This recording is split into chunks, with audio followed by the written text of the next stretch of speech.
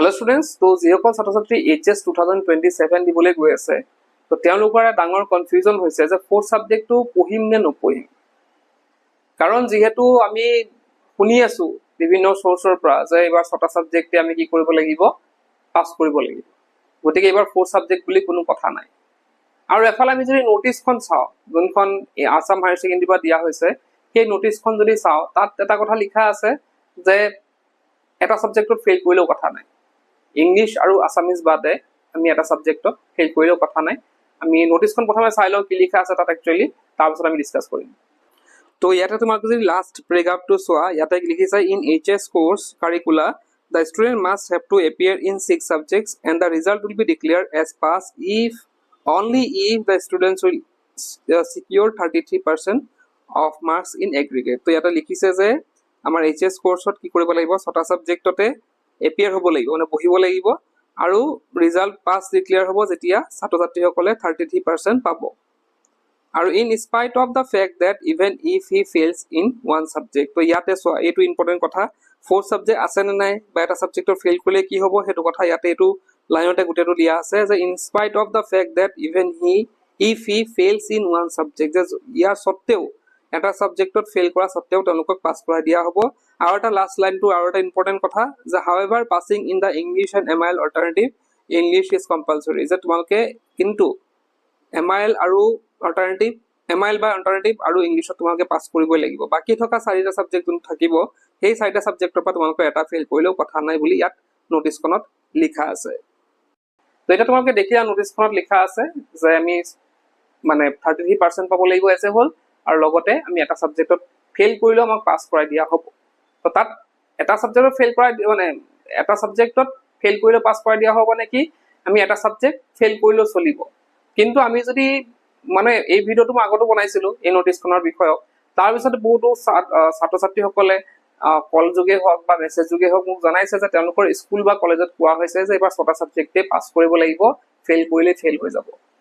এতিয়া ছাত্ৰ ছাত্ৰীসকলৰ সেইটোৱে কনফিউজন হৈছে যে মই কি কৰোঁ, এতিয়া নোটিছখনৰ কথা বিশ্বাস কৰোঁ নে টিচাৰৰ কথা বিশ্বাস কৰোঁ। তো ডাঙৰ এটা কনফিউজনৰ সৃষ্টি হৈছে। এতিয়া চোৱা, বস্তুটো আটাইতকৈ ছেফেষ্ট ৱেটো কি হ'ব, আমাৰ আমি যদি কথা কওঁ আটাইতকৈ ছেফেষ্ট ৱেটো কি হ'ব, আমি এনেকুৱা কনফিউজনত থাকিলে কি হ'ব না আমাৰ পঢ়া হ'ব।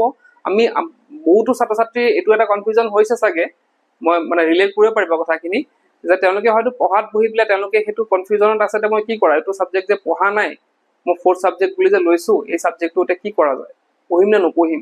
তো তেনেকুৱা এটা কনফিউজনত তেওঁলোকে থাকে, পঢ়া সময়ত বহি পেলাই সেইটো কথা তেওঁলোকে ভাবিবলৈ বাধ্য হয়। এতিয়া ছেফেষ্ট ৱেৰ যদি কথা কওঁ, আমি এটা ট্ৰাই কৰিব লাগিব যে যোনটো সাবজেক্ট আমি ধৰিছো ফ'ৰ্থ সাবজেক্ট কৰিম বুলি বা কম গুৰুত্ব দিম বুলি ভাবিছো, সেই সাবজেক্টটোত আমি ট্ৰাই কৰিব লাগিব এটলিষ্ট পাছিং মাৰ্কছটো উঠাবলৈ। এতিয়া ধৰি লোৱা মই সাবজেক্ট হিচাপে ধৰিলো ফিজিক্স, কেমেষ্ট্ৰি, মেথছ তুমি পঢ়ি আছা, কিন্তু বায়'লজিটো তোমালোকে ভাবিছা যে মই কি কৰিম, ফ'ৰ্থ কৰিম। বেলেগ বেলেগ সাবজেক্টটো হ'ব পাৰে, মই জাষ্ট এক্সাম্পল হিচাপে দেখাইছো যে মই বায়'লজিটো ফ'ৰ্থ কৰিম। এতিয়া আগতে এনেকুৱা চিষ্টেম আছিলে যে বায়'লজিটো ফ'ৰ্থ কৰিম, যিটো মই বায়'লজি নপঢ়োৱে বহুতে এক্সামো নিদিয়ে। কিন্তু এইবাৰ যিহেতু এক্সামত এপিয়াৰ হ'ব লাগিব, গতিকে বায়'লজিটো অলপ পঢ়ি যোৱাই ভাল। মই জাষ্ট বায়'লজিৰ এক্সাম্পল লৈছো, বেলেগ সাবজেক্ট যাৰ যোনে ভাবি লৈছে সেইটো তোমালোকে ধৰি ল'বা। তো এই বায়'লজি সাবজেক্টটো আমি যদি এই ষ্টাৰ্টিঙৰ পৰা এতিয়াৰ পৰা যদি আমি অলপ অলপকৈ পঢ়ি যাওঁ, আমাৰ নিশ্চিতভাৱে পাছিং মাৰ্কছটো আহি যাব। আৰু সেইটো হৈছে ছেফেষ্ট ৱে। মই কোৱা নাই যে বায়'লজি তোমালোকে 80+ আনা, 60+ আনা, তোমালোকে যেন তেন পাছিং মাৰ্কছটো আনিব ট্ৰাই কৰা। আৰু মই জানো যে তোমালোকৰ সেইটো বায়'লজি যিহেতু লৈছা, নিশ্চিতভাৱে তোমালোকে সেইটো পাৰিবা, অলৰেডি তোমালোকে পঢ়ি আহিছা, যথেষ্টখিনি অলৰেডি বায়'লজিৰ বিষয়ে পঢ়ি আহিছা। আৰু অলপ যদি তোমালোকে যোনবিলাক ক্লাছবিলাক হয়, বহুতো ছাত্ৰ ছাত্ৰী এনেকুৱা দেখা যায় যে ফ'ৰ্থ বুলিয়ে তেওঁলোকে কি কৰে, সেই ছাবজেক্টটোৰ ক্লাছবিলাক ইগন'ৰ কৰে বা ক্লাছত নাযায়, বা সেই ছাবজেক্টৰ নোটছ নবনায়, বা সেই ছাবজেক্টৰ একেবাৰে গুৰুত্ব নিদিয়ে। তোমালোকে যদি এই ফ'ৰ্থ ছাবজেক্টটো পাছ কৰিব বিচাৰিছা, তোমালোকে বেছি ইমান টান কামো নহয়, এটা ছাবজেক্টত পাছ কৰা মানে বেছি টান কামো নহয়। কাৰণ সেই তেনেকুৱা কুৱেশ্যন ইয়াত থাকে, আমাৰ কুৱেশ্যন পেপাৰখনত তেনেকুৱা কুৱেশ্যন থাকে যাতে ছাত্ৰ ছাত্ৰীসকলে সেই ছাবজেক্টটোত পাছ কৰি যায়। তোমালোকে যদি সেই ক্লাছবিলাক এটেণ্ড কৰা, ক্লাছত কথাখিনি ভালদৰে শুনা, অলপ ওপৰে পঢ়ি চোৱা, তোমালোকে মই সেইটো কোৱা নাই যে গোটেই সপ্তাহ তোমালোকে পঢ়া। তোমালোকে যদি বাকী সাবজেক্টবিলাক সপ্তাহৰ গোটেইকেইদিন পঢ়িছা, বায়'লজিটো মানে ফ'ৰ্থ সাবজেক্টটো আৰু যিকোনো এটা দিন লোৱা যে এই দিনটোত মই কি কৰিম, এই সাবজেক্টটো পঢ়িম। তো সেই সাবজেক্টটো তোমালোকে যদি সেই দিনটোতো পঢ়া, অলপ অলপকৈ যদি এতিয়াৰ পৰা পঢ়ি যোৱা তোমালোকৰ আটাইতকৈ চেফেষ্ট ৱেটো ওলাব যে তোমালোকে তাত পাছ কৰি যাবা। আৰু লগতে প্ৰেক্টিকেল যদি আছে সেই ছাবজেক্টটো প্ৰেক্টিকেলো জমা দিব লাগিব, যিহেতু এক্সামত বহিব লাগিব গতিকে এবাৰ প্ৰেক্টিকেলো জমা দিব লাগিব।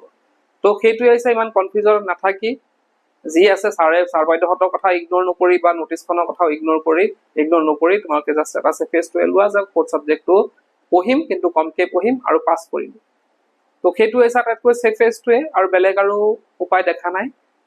তো এইখিনি আছিলে। আৰু যিসকল তো ইয়াতে যিসকল ছাত্ৰ ছাত্ৰী HS 2027 দিবলৈ গৈ আছে তেওঁলোকৰ বাবে আমাৰ তাত নোটছ আছে কিছুমান, economics, education, English, alternative English, political science. তো এইখিনি তোমালোকে যদি লাগে নোটছ আমাৰ এপত যাব পাৰা, মই এপৰ লিংকটো ডেছক্ৰিপশ্যনত দি দিম, তাত গৈ তোমালোকে সেইখিনি ডাউনলোড কৰি পঢ়িব পাৰিবা। আজিৰ ভিডিঅ'তে কৰিলোঁ কি পোৱা